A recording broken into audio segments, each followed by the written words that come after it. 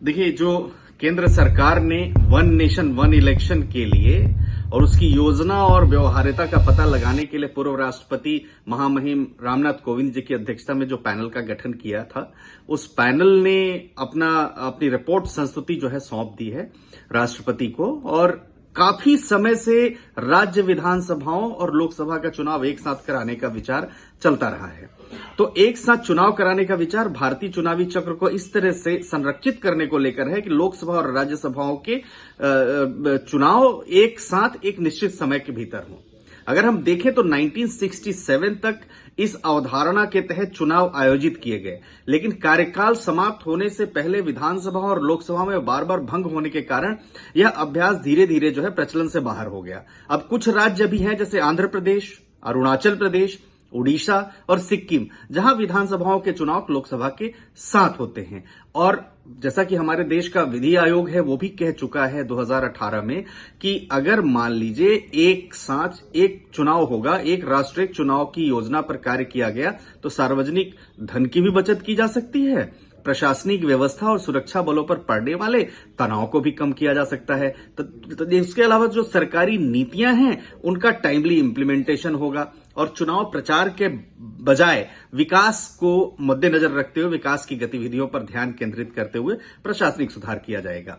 लेकिन इसमें कुछ चुनौतियां हैं, जैसे हमारे देश का संविधान का अनुच्छेद 83 सब क्लॉज 2 और अनुच्छेद 172 यह कहता है कि लोकसभा और राज्यसभा विधानसभाओं का कार्यकाल 5 वर्ष का होगा। यदि इन्हें पहले भंग कर दिया जाए तो आर्टिकल 356 के तहत ऐसी परिस्थितियां भी उत्पन्न हो सकती हैं जिसमें विधानसभा पहले भंग की जा सकती हैं। लेकिन कुछ चुनाव भी जैसे तुरंत हुए, जैसे हम कर्नाटक का देख लें, मध्य प्रदेश का देख लें, आंध्र प्रदेश का देख लें, छत्तीसगढ़ का देख लें, उसके अलावा हम हिमाचल प्रदेश का भी पिछले साल जो चुनाव हुआ। तो इसलिए केंद्र और राज्य सरकार का कार्यकाल पूरा होने से पहले सरकार गिरने की स्थिति में वन नेशन वन इलेक्शन योजना की व्यवहार्यता सबसे अहम प्रश्न होगा। दूसरा, इस तरह के बदलाव के लिए संविधान में संशोधन करने से यह भी होगा कि कई बार कुछ जो रीजनल पार्टीज भी उसमें माने कई बार उनको भी दिक्कत आ सकती है। लेकिन सवाल यह है कि एक साथ चुनाव करवाने को लेकर इलेक्शन कमीशन ने और साथ ही साथ जो आज जो कमेटी बनी उस कमेटी ने साफ तौर पर बड़ा डेलिबरेशन के बाद कहा। लेकिन अगर कुछ व्यवहारिक तरीके से उस पर अगर माने कार्य किया जाए तो निश्चित तौर पर इससे देश में एक साथ एक चुनाव करने पर बड़ा फायदा होगा। अगर हम देखें तो लॉ कमीशन वर्किंग पेपर की जो 2018 की सिफारिश थी उसमें संविधान, रिप्रेजेंटेशन ऑफ पीपल एक्ट 1951 और लोकसभा और राज्य विधानसभाओं की प्रक्रियाओं के नियमों में संशोधन के माध्यम से चुनाव बहाल किए जा सकते हैं। 50% जो राज्य हैं उनकी सहमति की भी जरूरत पड़ेगी। तथा जो 1951 का जो हमारा रिप्रेजेंटेशन ऑफ पीपल एक्ट है उसमें एक परिभाषा भी जोड़ना पड़ेगा। दूसरा, लोकसभा और राज्य विधानसभाओं के कामकाज का जो रूल है, जो नियमावली है, उसके संशोधन के माध्यम से माने अविश्वास प्रस्ताव को रचनात्मक अविश्वास मत से बदला जा सकता है। अब जैसे जो त्रिशंकु विधानसभा है या संसद में गतिरोध करने के लिए जो दल बदल विरोधी कानून है उसकी शक्ति को भी कम किया जा सकता है। फिर लचीलापन सुनिश्चित करने के उद्देश्य से आम चुनावों की घोषणा के लिए 6 महीने की वैधानिक समय सीमा को एक बार बढ़ाया जा सकता है। कुछ देश ऐसे भी हैं, देखिए दक्षिण अफ्रीका में राष्ट्रीय और प्रांतीय विधानसभाओं के चुनाव 5 साल के लिए एक साथ होते हैं और नगर पालिका चुनाव 2 साल बाद होते हैं।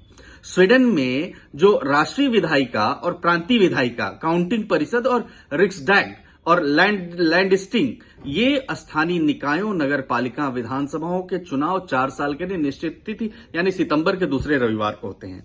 लेकिन और जो देश के दुनिया के बड़े लोकतंत्र हैं वहां पर ऐसी कोई व्यवस्था नहीं है। और ब्रिटेन में जो है ब्रिटिश संसद और उसके कार्यकाल की स्थिरता और उसकी जो पूर्वानुमेयता की भावना को प्रदान करने के लिए एक निश्चित अवधि संसद अधिनियम 2011 पारित किया गया। इसमें प्रावधान था कि पहला चुनाव 7 मई 2015 को और उसके बाद हर 5वें वर्ष मई से पहले होगा।